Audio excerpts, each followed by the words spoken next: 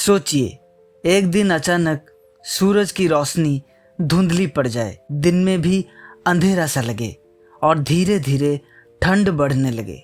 ये कोई science fiction नहीं है, इसे कहते हैं न्यूक्लियर विंटर। जब न्यूक्लियर बॉम्ब्स एक्सप्लोड होते हैं तो सिर्फ ब्लास्ट ही डैमेज नहीं करता, असली इफेक्ट उसके बाद शुरू होता है।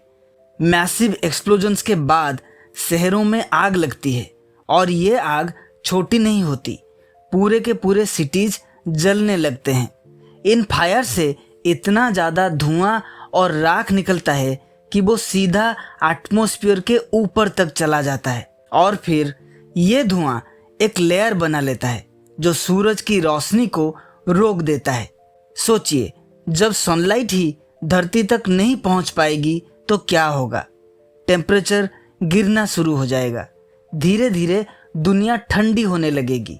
कुछ जगहों पर टेम्परेचर इतना गिर सकता है कि नॉर्मल लाइफ इम्पॉसिबल हो जाए। लेकिन सबसे बड़ा इम्पैक्ट पड़ेगा एग्रीकल्चर पर। प्लांट्स को ग्रो होने के लिए सनलाइट चाहिए। अगर सनलाइट कम हो गई तो फसल उगना बंद हो जाएगी और जब फूड प्रोडक्शन रुकता है तो दुनिया का सबसे बड़ा क्राइसिस शुरू होता है, भूख। लोगों के पास खाने को नहीं होगा, कंट्रीज रिसोर्सेस के लिए लड़ेंगी और सर्वाइवल सबसे बड़ा चैलेंज बन जाएगा। साइंटिस्ट के अकॉर्डिंग इवन लिमिटेड न्यूक्लियर वार भी इतना स्मोक जनरेट कर सकता है कि ग्लोबल क्लाइमेट डिस्टर्ब हो जाए। मतलब सिर्फ एक या दो कंट्रीज नहीं, पूरी दुनिया इसका इफेक्ट फील करेगी। सबसे स्कैरी बात क्या है पता है? न्यूक्लियर विंटर तुरंत खत्म नहीं होता।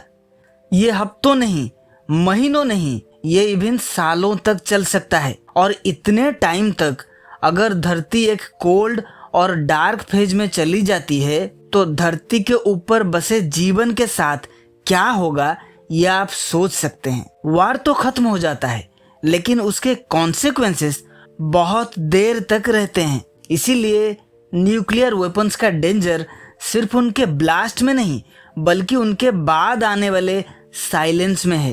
एक ऐसा साइलेंस जहां सूरज भी पूरी तरह से चमक नहीं पाता।